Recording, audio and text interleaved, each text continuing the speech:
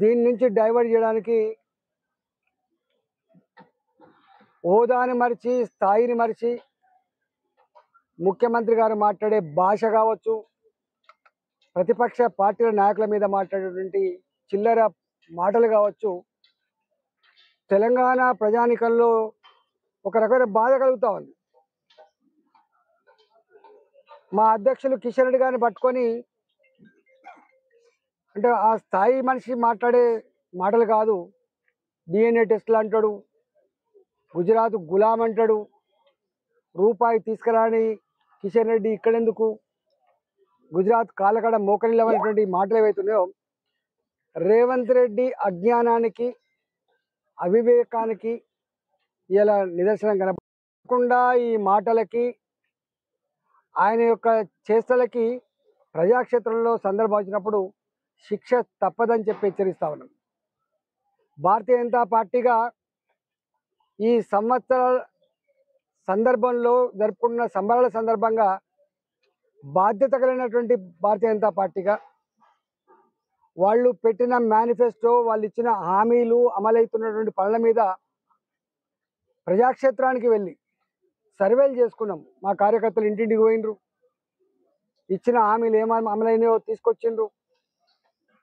చివరికి ఎక్కడికక్కడ మండలాల వారికి కావచ్చు, నియోజకవర్గాల వారిగా కావచ్చు, ప్రజల ప్రోద్బలంతో, ప్రజల ఆశీర్వాదంతో సభలు జరుగుతూ ఉన్నాయి, సైకిల్ మోటార్ ర్యాలీలు జరుగుతూ ఉన్నాయి.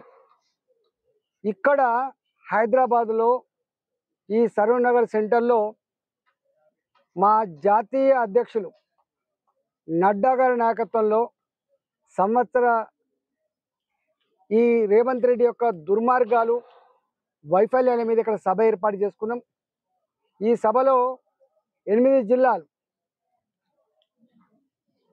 ఇక్కడ రంగారెడ్డి రూరల్ జిల్లా, రంగారెడ్డి అర్బన్ జిల్లా, అదేవిధంగా మేడ్చల్ రూరల్, మేడ్చల్ అర్బన్, సికింద్రాబాదు, ఇవాళ హైదరాబాదు, భాగ్యనగరు, గోల్కొండ, 8 జిల్లాల పరిధిలో ఇక్కడ ఉన్నటువంటి గౌరవ కార్పొరేటర్లు కావచ్చు, గౌరవ మాజీ శాసనసభ్యులు కావచ్చు, గౌరవ పార్లమెంట్ సభ్యులు కావచ్చు, గౌరవ అధ్యక్షుల నాయకత్వంలో రేపు సాయంత్రం 3 గంటలకు ఇక్కడ పెద్ద బహిరంగ సభను ఏర్పాటు చేసుకుంటున్న సందర్భంలో ఈ 8 జిల్లాల మా నాయకులకి, మా కార్యకర్తలకి, భారతీయ జనతా పార్టీని అభిమానించినటువంటి మా ప్రజలకందరూ కూడా వినమ్రంగా నేను విజ్ఞప్తి చేస్తా ఉన్నా, మీరంతా కూడా తరలి వచ్చి ఈ సభను విజయవంతం చేయాలని చెప్పి నేను విజ్ఞప్తి చేస్తా ఉన్నా. ఇవాళ ఇప్పటికే మా కార్యకర్తలు, మా నాయకులు డివిజన్ల వారీగా, బస్తీల వారీగా ప్రజల్ని ఇప్పటికే కలుసుకోవడం జరిగింది, ఇప్పటికే ప్రచారం చేయడం జరిగింది. దీన్ని పెద్ద ఎత్తున విజయవంతం చేయాలని చెప్పి నేను విజ్ఞప్తి చేస్తా ఉన్నా. ఈ మధ్య కాలంలో ప్రజానికల్లో దేశవ్యాప్తంగా చర్చ జరుగుతూ ఉంది. మొన్నటి పార్లమెంట్ ఎన్నికల తర్వాత పార్లమెంట్లో జరిగే ప్రొసీడింగ్స్ కావచ్చు, బాధ్యత కలిగినటువంటి ప్రతిపక్ష పార్టీలు పార్లమెంట్లో వ్యవహరిస్తున్న తీరు కావచ్చు, దేశంలో జరుగుతున్న పరిణామాలు కావచ్చు, బంగ్లాదేశ్ లాంటి పార్లమెంట్లో వ్యవహరిస్తున్న తీరు కావచ్చు, దేశంలో జరుగుతున్న పరిణామాలు కావచ్చు, బంగ్లాదేశ్ లాంటి దేశంలో జరుగుతున్నటువంటి నరమేధం కావచ్చు, ఇవాళ అక్కడ హిందువులపైన జరుగుతున్నటువంటి దుర్మార్గాలు కావచ్చు, ఇవన్నిటి తర్వాత ప్రజల్లో ఒక ఆలోచన వచ్చింది. మోడీ గారిని స్ట్రెంథన్ చేయకపోతే, భారతీయ జనతా పార్టీని దేశంలో పటిష్టంగా చేసుకోకపోతే ఈ దేశానికి రక్షణ లేదు, ఈ ప్రజల ప్రాణాలకు మానాలకు రక్షణ లేదన్నటువంటి చర్చ జరుగుతూ ఉంది. దాంట్లో భాగంగానే మొన్న హర్యానాలో ఎన్నికలు జరిగితే అక్కడి ప్రజానీకం అంతా కూడా అన్నిటి పక్కకు నెట్టి పార్లమెంట్ ఎన్నికల్లో జరిగినటువంటి నష్టం మళ్ళీ జరగద్దు, మళ్ళీ మోదీ గారినే మనం ఆశీర్వదించాలి, మోడీ గారినే స్ట్రెంథన్ చేసుకోవాలని చెప్పే సంకల్పంలో ఇవాళ హర్యానాలో గొప్ప మెజారిటీ ఇచ్చి భారతీయ జనతా పార్టీకి పట్టం కట్టింది.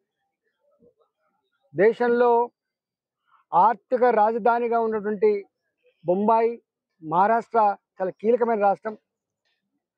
అక్కడ కాంగ్రెస్ పార్టీ ఎన్ని రకాల విష ప్రచారాలు చేసినప్పటికీ కూడా మహారాష్ట్ర ప్రజానికం వాళ్ళ ఆత్మను ఆవిష్కరించి, మీ అబద్ధపు ప్రచారాలు, మీ మోసపు ప్రకటనలు, మీరు ఇచ్చేటువంటి హామీలు చెల్లవి, ఇక్కడ మేము విజ్ఞులం, మేము అంత అమాయకులం కాదని చెప్పి మహారాష్ట్ర ప్రజానికం కాంగ్రెస్ కూటమికి చెంప చెల్లుమనిపించింది.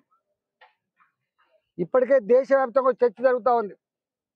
హిమాచల్ ప్రదేశ్లో హామీలు ఇచ్చి అమలు కాకపోగా హిమాచల్ ప్రదేశ్ మళ్ళీ ఎన్నడికి కోలుకునేంత అప్పుల ఊపులో కూరుకుపోయి ఇవాళ అప్పు పుట్టని స్థాయికి దిగజారిపోయింది. దాని పరిణామం ఏందో హర్యానా చూపించింది. హర్యానా ప్రజానికం కూడా తెలంగాణలో ఇచ్చిన హామీలు కావచ్చు, హిమాచల్లో ఇచ్చిన హామీలు కావచ్చు, అమలు చేయలేకపోతున్నారు.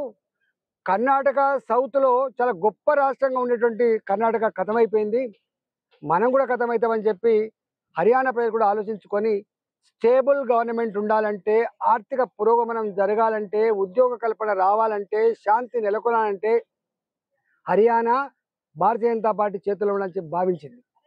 ఇవాళ మహారాష్ట్ర కూడా ఇవాళ అట్లే భావించింది. అందువల్ల దాన్ని ముఖం బాగలేక అద్దం పాలగొట్టుకున్నట్టుగా వాళ్లకు చేతగాక చేవలేక ఈ దుర్మార్గపు దరిద్ర ప్రచారాలు చెల్లక ప్రజలు ఓడగొడితే ఇవాళ ఈవీఎంలు పనిచేస్తలేవు. తాను గెలుస్తానో ఈవీఎంలు పనిచేసినట్టు, ఇతరులు గెలుస్తానో ఈవీఎంలు పనిచేయనట్టు.